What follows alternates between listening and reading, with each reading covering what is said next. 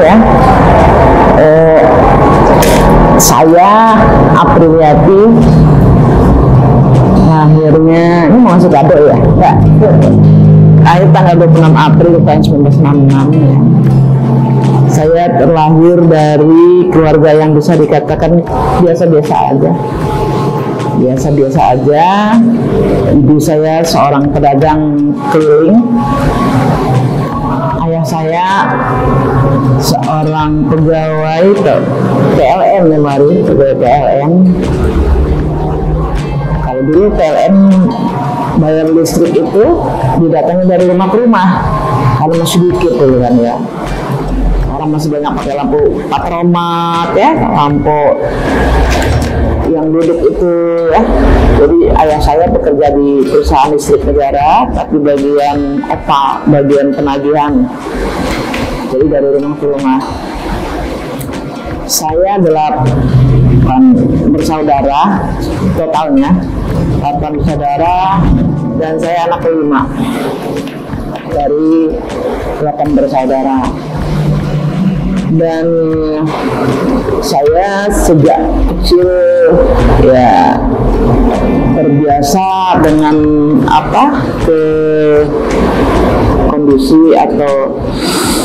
kondisi desa. Ini namanya desa dulu, desa. Kemudian saya ditinggal orang tua sejak kelas 2 SMA.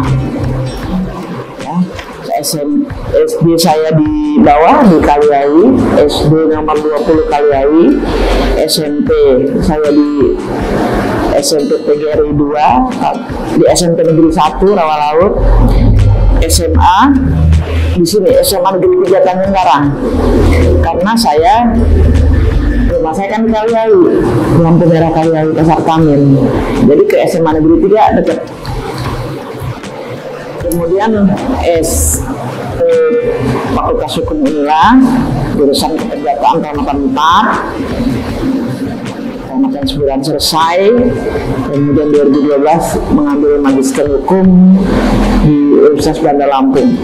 Selesai tahun 2012 akhir. Sejak kecil, sejak SMA saya sudah ditinggal sama orang tua. Ibu saya duluan yang meninggal. Saya kelas 2 SMA. Kemudian 9 bulan berikutnya ayah meninggal. Sehingga di usia remaja, di tengah-tengah sekolah, saya sudah nggak punya orang tua lagi. Tinggal sama kakak. Punya kakak ya, kakak laki-laki. Dan selanjutnya saya alhamdulillah setelah ayah meninggal, saya diterima di Fakultas Hukum Unila tahun 1984 dan menyelesaikan sampai tahun 1989. Kemudian 90 saya mulai ya cari-cari aktivitas lah. Nggak enak kan nganggur, kita biasa kuliah nganggur. Dan tahun 1990 ya 90 saya menikah. Ya, pada bulan Juli 1990 saya menikah. 91 saya dikaruniai seorang anak. Nah, selama kurun waktu setelah selesai kuliah sampai mempunyai anak, padahal background saya hukum, tapi saya bekerja di perusahaan bagian ya administrasi. Kemudian berikutnya saya magang-magang di LBH, ada LBH Ari, ada LBH Trisula, ada kantor pengacara Sultan Syahrir dan rekan. Dan karena saya tertarik dengan persoalan-persoalan hukum, akhirnya saya mengikut tes sebagai pengacara. Jadi namanya pengacara praktek. Kalau sekarang undang-undang advokat yang sekarang 18/2003 ini, para advokat ya advokat nggak bisa digabung gitu. Kalau pengacara, wilayah hukum Pengadilan Tinggi Seprovinsi Lampung, pengacara. Kalau advokat, wilayah hukumnya seluruh Indonesia. Bahkan kalau perkara boleh tuh ada negeri asal ada izin ya. Jadi kita dulu habis ujian pengacara, lulus, disumpah di pengadilan tinggi, dilantik di pengadilan tinggi Tanjung Karang, ditempatkan di wilayah hukum pengadilan tinggi Tanjung Karang. Terus ya, saya senang sekali ya lihat perkembangan hukum, sidang-sidang, dan saya terus bekerja di kantor advokat Sultan Syahrir dan rekan di Jalan Raden Intan. Dulu di Lampung ini ada 3 yang terkenal dulu kantor advokat. Yang pertama kantor advokat Alamin Krain, kantor advokat Sultan Syahrir di kala itu ya tahun 1990-an, dan LBH Bandar Lampung, itu yang terkenal.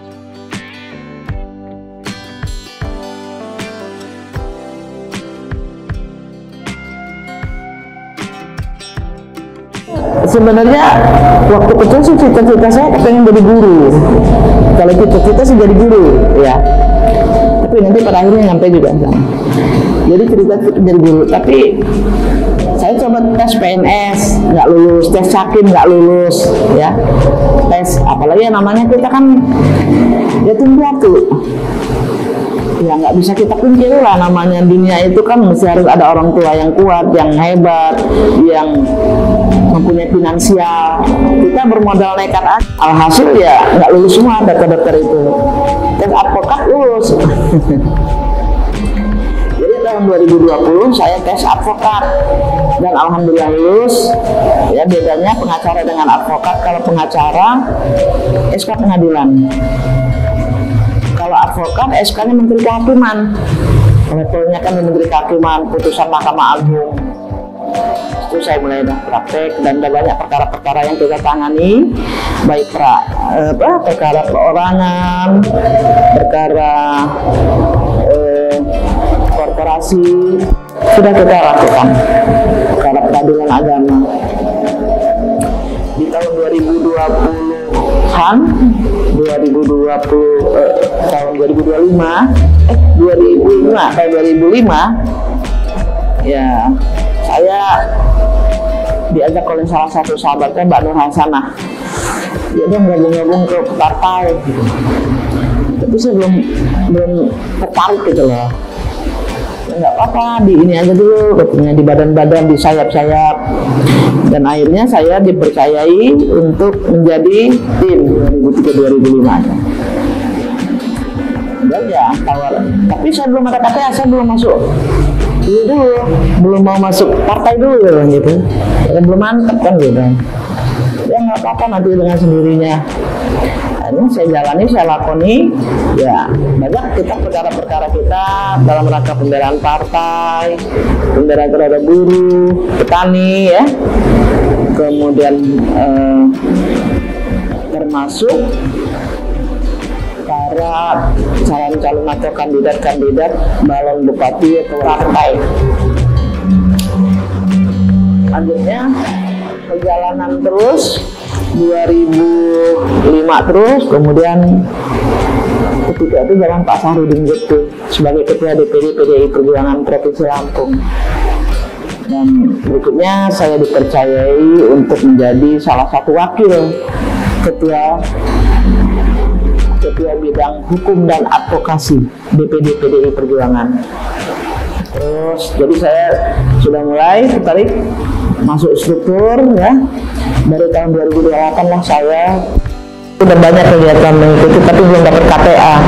Dari tahun 2008 saya resmi mempunyai KTA PDI Perjuangan yang dulu diterbitkan oleh DPC PDI Kota Bandar Lampung yang menerbitkannya.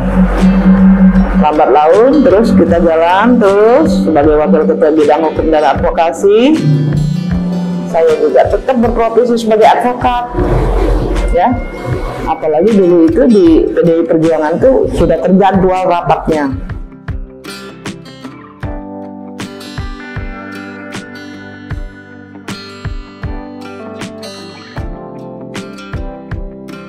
Ya, satu ajaran yang ditanamkan oleh orang tua saya, meskipun beliau sudah nggak ada lagi, yang pertama yang ditanamkan adalah hormati tamu. Itu ditanamkan, hormatilah tamu karena tamu itu adalah raja. Yang kedua, jangan ambil yang bukan hak. Filosofi hidup itulah yang selalu menjadi cimeti, menjadi penyemangat, bahwa kan diterjemahkan secara luas, hormatilah tamu. Nah, tamu itu kan kita positive thinking, ya. Ada yang membawa rezeki, ada yang membawa pertemanan, ada yang, jadi rezeki itu nggak selamanya dibentuk dalam bentuk uang. Rezeki tidak selalu dimaknai dalam bentuk uang. Rezeki itu bisa dalam pertemanan, persahabatan, nambah keluarga. Kalau memaknai suatu rezeki itu hanya uang semata, ya kan terlalu sempit. Nah, itu yang menjadi cimeti saya. Dan lakukanlah tugasmu, lakukanlah kerjaanmu. Rezeki tidak akan tertukar. Ya, artinya kalau bukan hak kita, nggak usah ngotot gitu. Dan manakala itu sudah menjadi bagian kita, mengikuti dengan sendiri sesuai dengan amal perbuatan kita. Yang penting kita usaha gitu. Itu yang selalu gitu. Jangan ambil kalau bukan hakmu, jangan nikmati kalau bukan hakmu.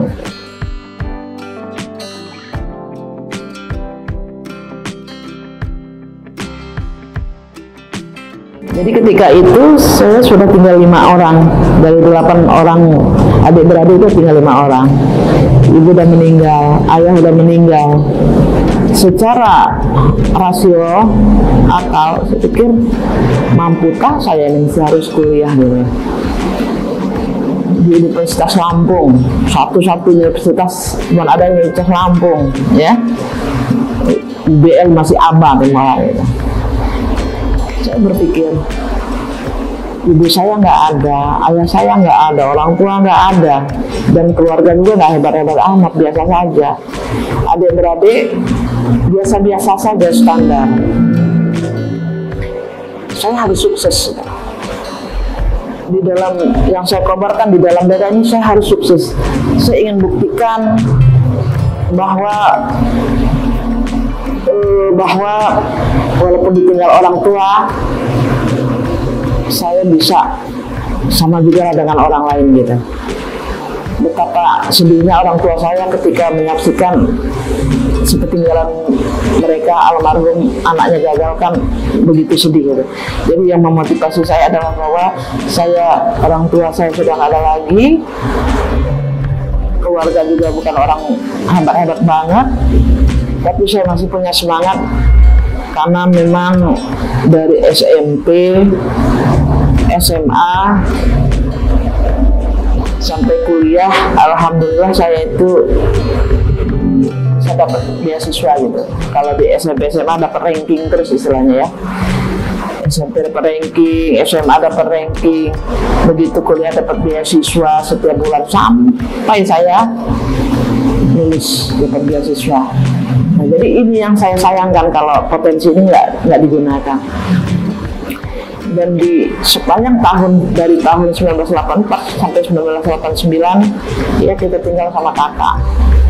Tadi udah kita bilang tinggal sama kakak, tinggal sama saudara, dengan seadanya. Ya, saya menyelesaikan kuliah saya dengan beasiswa yang saya terima itu.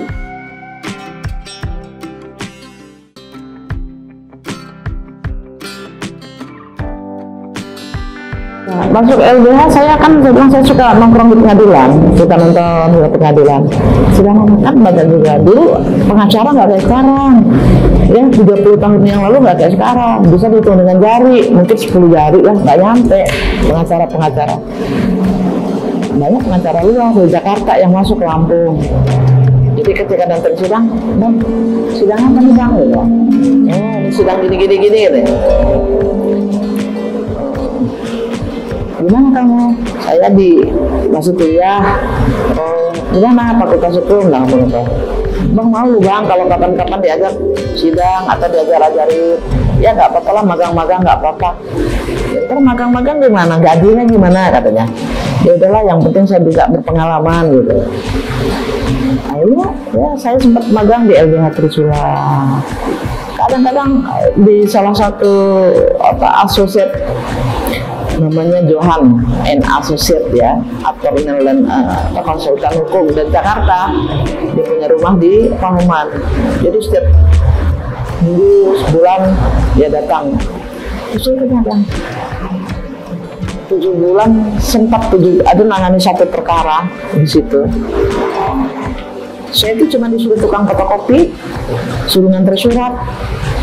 Kan pengacara kan dia yang bikin ini konsep gugatan. Saya ngetiknya gitu loh.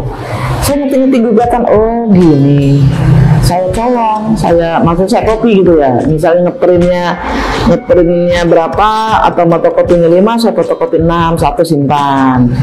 Bikin gugatan, bikin jawaban, bikin daftar saksi, bikin apa saya colong, simpan. Terus tukang antar surat ke kelurahan, antar apa, karena kita kan masih junior sekali gitu ya. Kemudian ada satu perkara pembebasan tanah oleh PT Saburai Utama di Lampung Selatan. Ya saya tukang ke kelurahan, ke kecamatan Ketibung, antar surat, kurang ini 7 bulan perkara tersebut selesai yang ditangani oleh corporate saya itu. Saya dapat uang 750.000 selama 7 bulan kosong. Selama 7 bulan saya tidak dapat apa-apa. Bulan ke-7 perkaranya selesai dengan damai. Saya dapat dikasih bos saya itu 750. Senang benar. Beli karena kita perempuan ya, beli buat meja rias dari Jati. Saya ingat benar belinya di Cirebon Jaya. Saya beli supaya dari liburan tip mini kompor, kemudian beli baju kayak di situ kan. Itu setelah itu nggak lama bos saya itu aktif di Jakarta, kita nggak ketemu lagi. Terus saya pindah sampai meninggal juga nggak ketemu lagi. Kemudian saya pindah bergabung di kantor advokat Sultan Syahrir.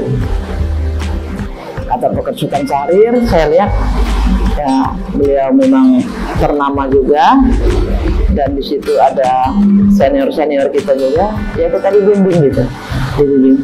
Sekali lagi yang menjadi motivasi saya bahwa saya belajar dulu gitu. Saya cari ilmu dulu deh nanti. Makanya begitu tahun 2020 saya membuka kantor sendiri, namanya Kantor Advokat Apriliati dan Rekan. Banyak sekali kasus-kasus, dari kasus korupsi dulu, kabak keuangan tulang bawang, sampai kasus penelantaran pasien rumah sakit Cokro-Dipo dulu. Saya sampai dibawa Karni Ilyas itu, Indonesia Lawyer Club itu, sampai ke Borobudur Jakarta itu, untuk memaparkan jalan cerita sampai sejauh mana. Pasiennya pasien rumah sakit Cokro-Dipo, tapi kasusnya nasional, penelantaran pasien rumah sakit, saya pengacaranya. Teman saya di Amerika nonton TV, dia telepon saya, ini Bu Apri teman saya bukan gitu. Kenapa? Saya kemarin nonton Ibu lagi bicara di forum itu di Indonesia Lawyer Club asuhan Pak Karni Ilyas, itu kebanggaan saya. 2020 terus, dan 2025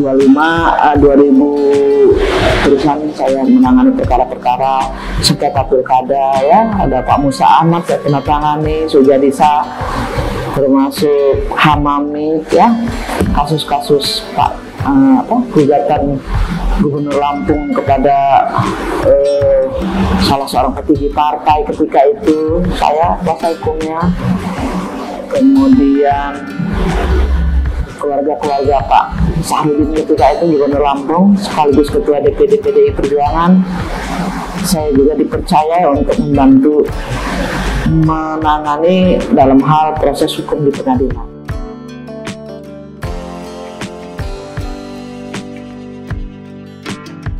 Tadi penelantaran pasien rumah sakit Cokro-Dipo oleh nakesnya,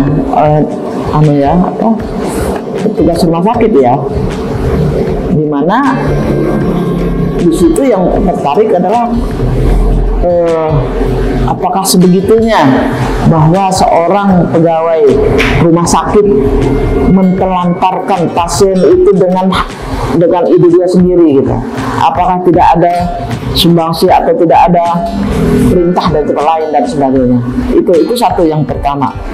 Jadi dalam rangka menangani kasus, karena itu nasional itu ya, pelanggaran HAM-nya di situ ada, kemudian dari sisi etik dan sebagainya kan. Yang kedua, dalam hal saya menjadi kuasa hukum daripada Ibu Megawati Soekarno Putri dalam rangka saya digugat oleh partai digugat dalam sengketa pilkada di Mesuji. Saya kuasa hukum Ibu Megawati Soekarno Putri selaku Ketua Umum PDI Perjuangan. Merupakan suatu kebahagiaan tersendiri gitu ya. Sejak dari situ saya mulai aktif-aktif di partai, dan tidak melupakan juga saya sebagai lawyer ya, dan pada periode berikutnya 2014 saya mendaftarkan diri sebagai caleg DPD Provinsi Lampung, Dapil Bandar Lampung, dan alhamdulillah saya terpilih oleh masyarakat Bandar Lampung. Di 2019 saya maju lagi sebagai anggota DPD Provinsi Lampung untuk periode kedua. Alhamdulillah masyarakat juga masih mempercayai saya.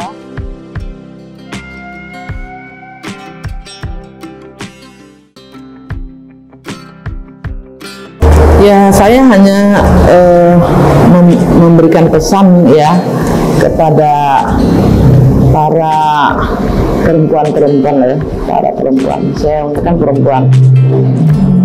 Kalau di undang-undang perkawinan kan disebut wanita.